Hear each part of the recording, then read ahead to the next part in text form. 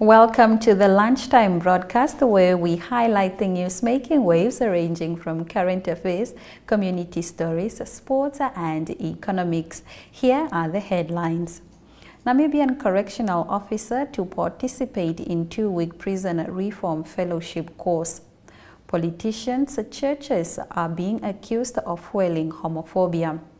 Namibia bids farewell to veteran journalist Ronelle Rademeyer. I'm Aina Kweo and this is NMH at 1.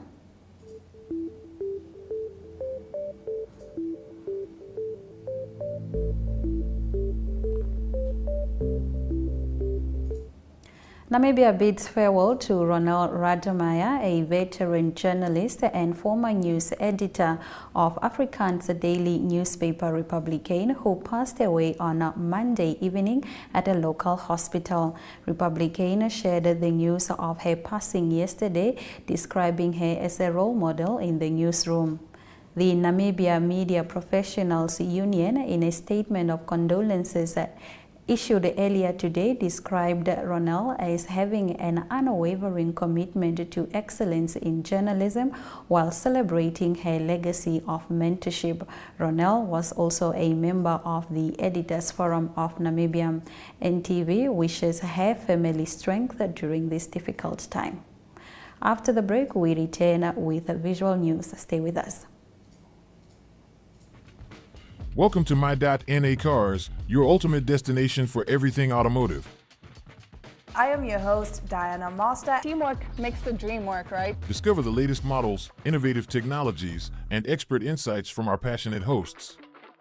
Learn essential maintenance tips and get exclusive behind-the-scenes access to the automotive industry. Don't miss My.NA Cars on NTV every Thursday at 2100 hours. Tune in and ignite your passion for automobiles.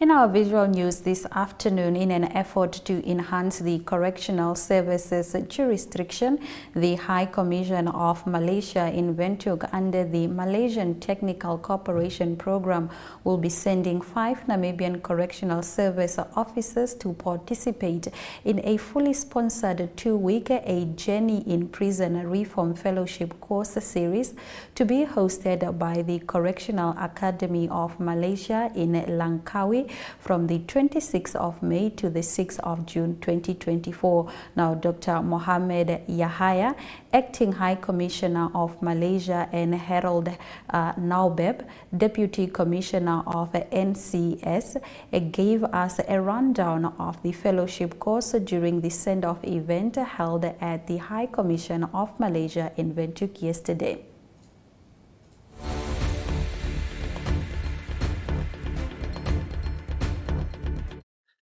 Yes, we have here with us today 5 of the correctional service officers.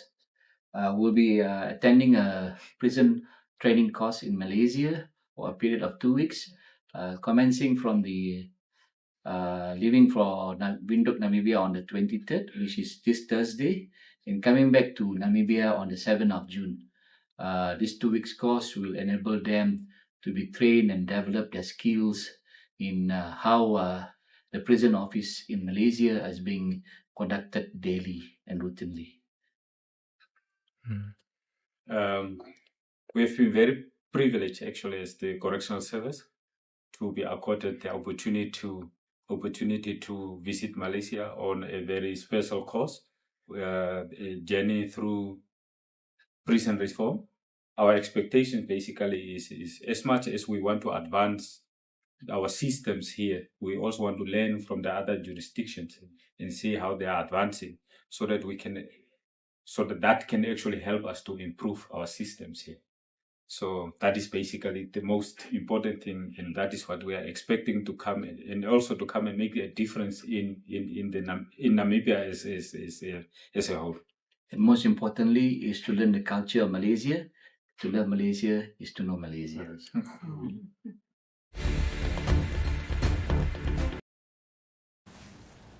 I'll see if I find something. Well, the lobby group says there has been Sorry, we will be right back after the short commercial break. Stay with us. Welcome to What's Cooking, where culinary passion meets expert insights. Somebody must really want to cook and want to cook good food. Immerse yourself in the bustling world of professional kitchens as top chefs create mouthwatering dishes. Join us for in-depth interviews as our host explores the experiences and expertise of our guest chefs. Don't miss out.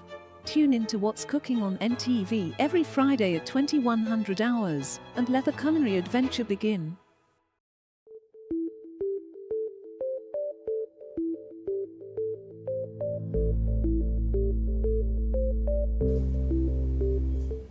In our newspaper review segment this afternoon, we start off with the Namibian Sun lobby group says that there has been a swell of attacks on gay and transgender people instigated mainly by religious and political leaders.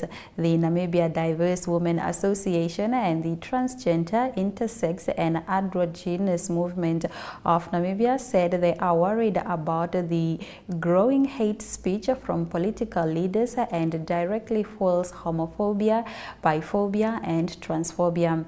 In a press release, they emphasize the importance of acknowledging the existence and experiences of lesbian, gay, bisexual, transgender and queer community in Namibia.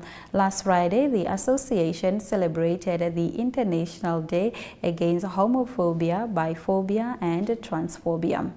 Moving over to our next story, the Kavango East Regional Council recently submitted a proposal to the 5th Boundaries Delimitation and Demarcation Commission to divide the region into 2 separate entities and create additional constituencies.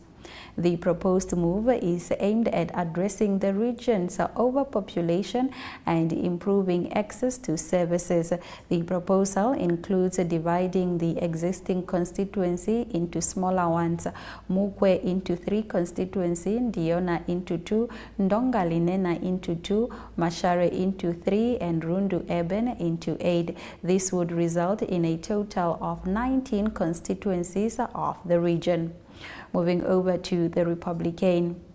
What happened to me that day left an indeniable mark. These are the words of a mother who lost her baby earlier this month due to the alleged unavailability of an ambulance. She is now moving to the coast because she can no longer stay in a house where she lost her baby. In our next story by the Republican, the mayor of Oshakati, Leonard Hango, said the town is known as one of the towns in Namibia with numerous informal settlements. However, they work tirelessly to ensure that residents in these areas have access to basic services. Hango was speaking in Oshakati on Friday during the topping out ceremony of the construction of the MR111 Okahao Road and the MR92 intersection, as well as the construction of a new sewage network system in Evururuko. According to Allgemeine Zeitung, while the head of NDR's programming department had fended off previous AZ inquiries as a matter of different perspectives, she is now confronted with the fact that the NDR Broadcasting Council has certified that the broadcasting management violated the state treaty in a case of alleged documentary. Activist Michael Amushelelo is in trouble again after he published the personal contact details of Governor of Bank of Namibia, Johannes Gavahab. The activist has published a series of statements on Gavahab alleged corruption, awarding of contracts by him and his co-accused Finance Minister Ipumbu Shimi. After the break, we return with more newspaper reviews. Stay with us. Welcome to Namibia, where adventure meets tranquility. With Enjoy, you have access to a wide range of accommodations to suit every traveler's taste and budget. Experience the finest dining and hospitality Namibia has to offer. Booking your dream accommodation is just a few clicks away with Enjoy. Join thousands of happy travelers who have trusted Enjoy for their Namibian getaway. Your gateway to unforgettable Namibian adventures.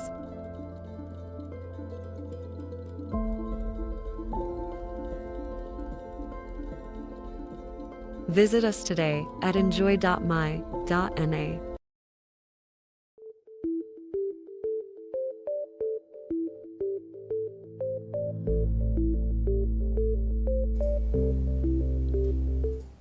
The Ohangwana region has recorded a total of 9,077 girls below the age of 19 who fell pregnant between January 2020 and April 2024. The authorities in the region have described the situation as a crisis. The Namibian Tourism Board is currently investigating allegations against its acting chief executive Boni Bidzo for making several staff appointments without adhering to the board's approval process and allegedly bypassing the company's recruitment policy. Cabinet had directed the Ministry of Home Affairs to address the issue of undocumented and stateless persons in the country in 2021, although the ministry ambitiously set sight on realizing this target and resolving the problem by 2025. Eradicting statelessness within the set time frame is a mirage. The ministry has considered the executive director of the ministry, Etienne Maritza, told New Era that ending statelessness is not a one-day job. However, they are on the journey towards addressing the scourge that had Namibians scratching their heads. In the New Era, the Rehoboth Town Council is in High Court fighting against the $1 million compensation it must pay the erstwhile CEO Christoph Oirab following an arbitrator's award. The council claims that the arbitrator erred when he awarded Oirab a total of over $1 million Namibian dollars and seeks for the award to be set aside. On the 15th of September 2022, an arbitrator ordered that the council pays 219,000 Namibian dollars, 110 of 4 months worth of the salary, 161,856 for leave gratuity, and 102,967 for pro-rate bonus, and 536,726 for motor vehicle loss. Now moving over to the market watch, Namibia has been urged to follow the example of the Sultanate of Oman when it implements a local policy to ensure the country will be able to develop economically. This is according to the chairperson of the Economic Association of Namibia, Jason Kasuto. Speaking at the just concluded Africa Energy Summit in London, he said a well-embedded strategy was important for economic development. After the break, we return with economic news. Please stay with us.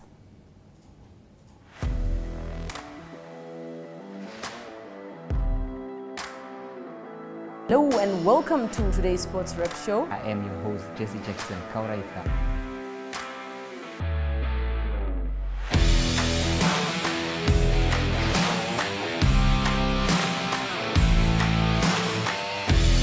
In replay, Namibia, who had won the toss for the first time on this tour.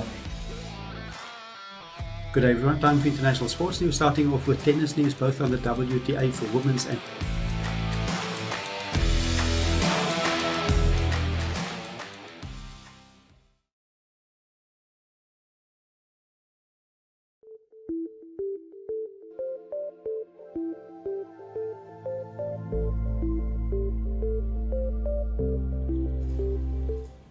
Namibia will resume importing poultry meat from South Africa following the suspension of the importation and in-transit movement of live poultry and poultry products from South Africa last year.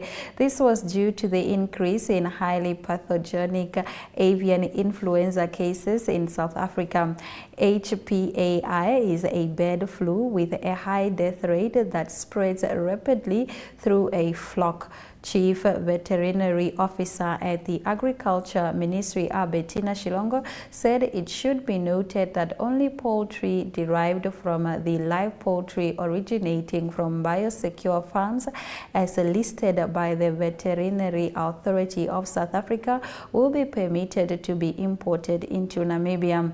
Deadly illness. Last September, the Agriculture Ministry announced the suspension of the importation of live poultry, fresh frozen poultry, table egg, day-old chicks, and hatching eggs from South Africa. At the time, the ministry said the suspension was prompted by an alarming spread of HPAI cases in commercial poultry on export-approved poultry farm. The ministry said there was a need to reinforce control measures to prevent the possible introduction of HPAI into Namibia through poultry and poultry products. Last year, South Africa lost 9.5 million chickens, about a third of its national flock, during its worst outbreak of HPAI. And now let's have a look at our economic indicators.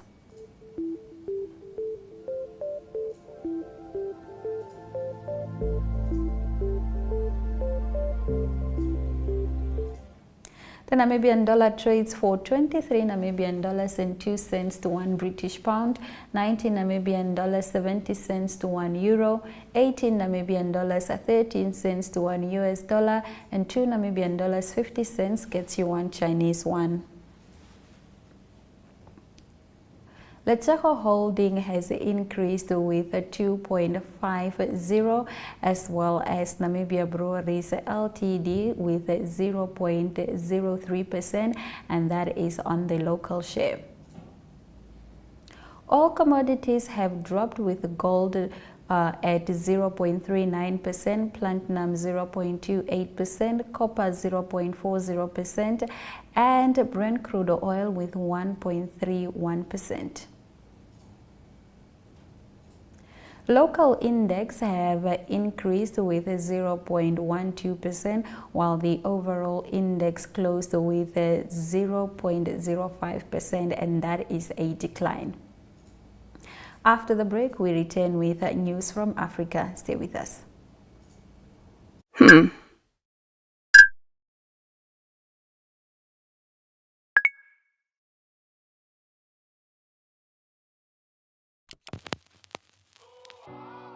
eTicket, your online ticket solution for events and event marketing, bringing you ease of mind and making sure that your event gets out there.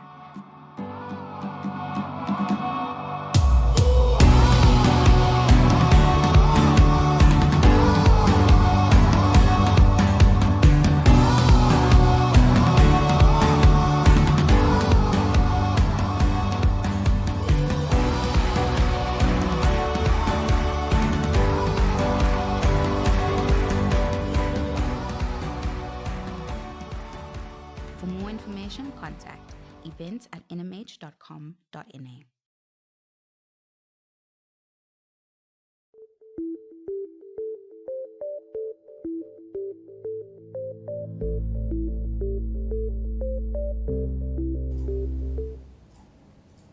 In news from Africa this afternoon, gunmen in Cameroon killed a local mayor and 2 others in the restive northwest region as the nation observed its National Day on Monday. The regional governor said the second ambush in 2 weeks targeting government officials. Governor Adolphe Lele said Mayor Gong Innocent of the town of Bello, as well as his deputy mayor and an inspector of basic education, were shot dead as they made their way to the celebration. I would like to express deep concerns and ask the population to remain calm, the governor said, adding that the manhunt had been launched to apprehend and punish the killers.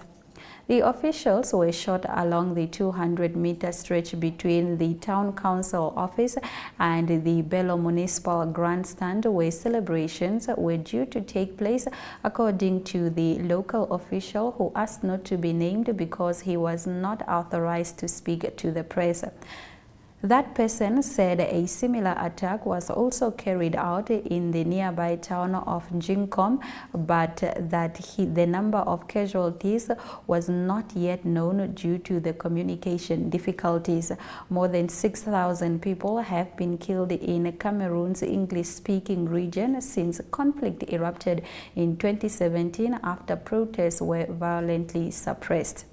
Moving over to our next story, South Africa's presidency has welcomed the recent announcement by the International Criminal Court Chief Prosecutor Karim Khan stating he has requested arrest warrant for Israeli Minister Benjamin Netanyahu, Israeli Defense Minister Yoav Gallant, and 3 senior Hamas leaders over alleged war crimes and crimes against humanity. South Africa has been a vocal advocate for Palestinian rights and has recently filed a case against Israel at the International Court of Justice, accusing it of a genocide, a charge that Israel denies. The move by ICC aligns with South Africa's stance on the Israeli-Palestinian conflict, underscoring its commitment to international justice. Both Israeli and Hamas representatives have vehemently dismissed the allegation. Israeli Prime Minister Benjamin Netanyahu responded angrily, condemning the ICC prosecutor's decision as a complete distortion of reality. ICC judges will now review the evidence presented by prosecutor Karim Khan to determine whether arrest warrants for Netanyahu, Gallant, and the Hamas leaders can be issued. After the break, we return with international news. Are you tired of just hanging around at home while waiting for something to do? Check out eticket.diary.my.na for what's hot on the social scene across the country. Or if you're arranging an event you'd like us to feature, contact Jareen at we.com.na. We can sell your tickets too.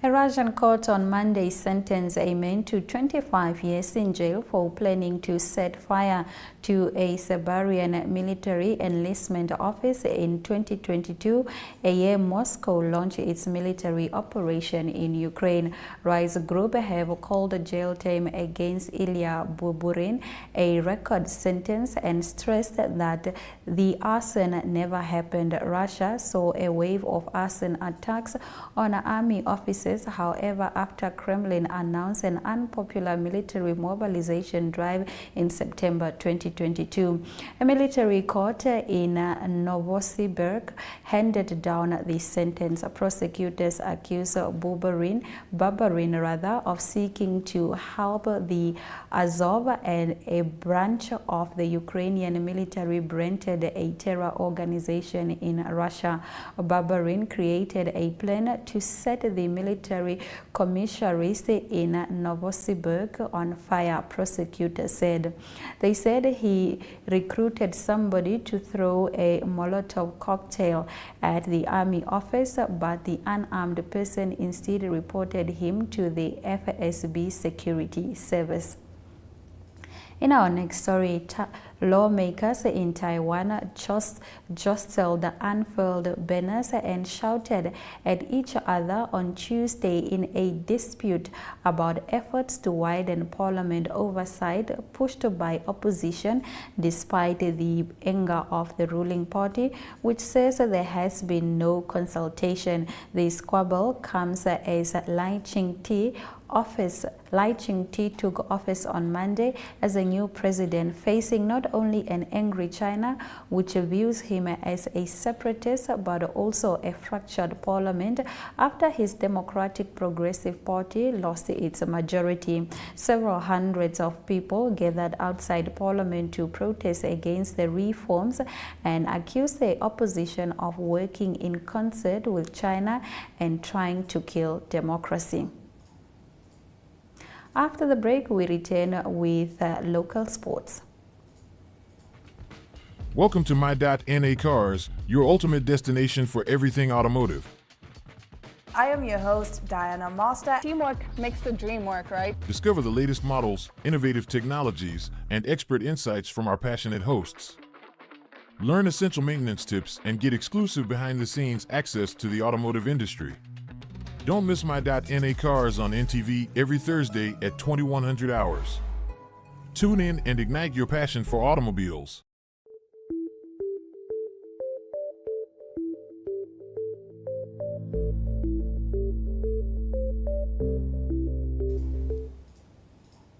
Visually impaired sprinter Chris Kinder on Sunday clinched gold for Namibia at the 2024 Para-Athletic World Championships in Kobe, Japan. Kinder, with his guide Rivaldo Goaseb, thrashed his competitors in the 400-meter T11 final, finishing in 52.53 seconds to become his country's first world champion at the event. Kinder and Goaseb earlier ran a marvelous 400-meter hit in 51.79 seconds to book a spot in the final.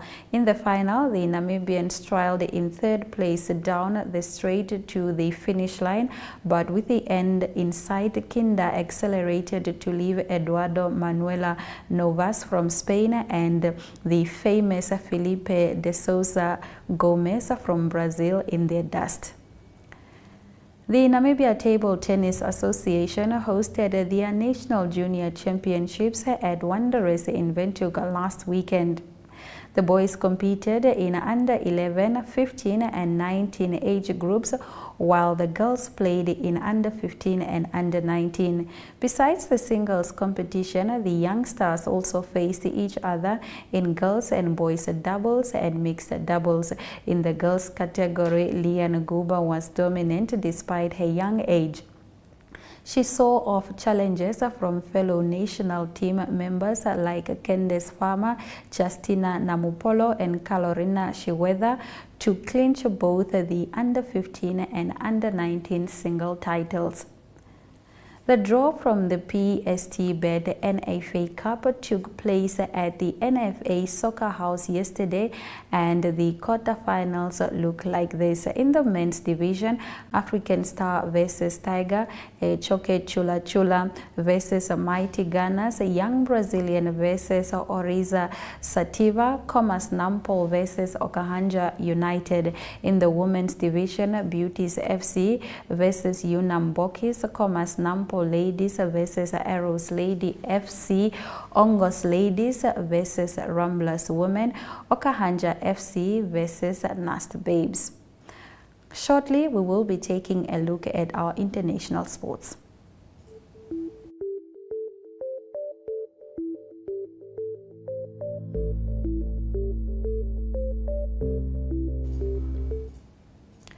In our international story, Feyenoord coach Arne Slot was on Monday confirmed as Jurgen Klopp's successor at Liverpool by the Premier League club. Liverpool said in a statement that the Dutchman, who's 45, would take up the position of head coach on the 1st of June, subject to a work permit. The club did not specify the length of his contract in the statement, but Sky Sport said it understood that Slot had signed a 3-year deal. After the break, we will be taking a look at our highlights. Stay with us.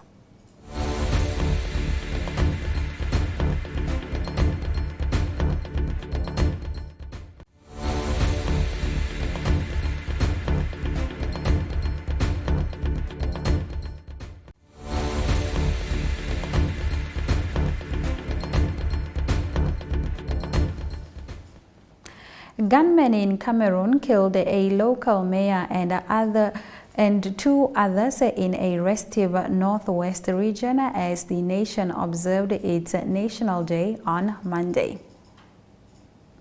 And with that, we've come to the end of today's broadcast.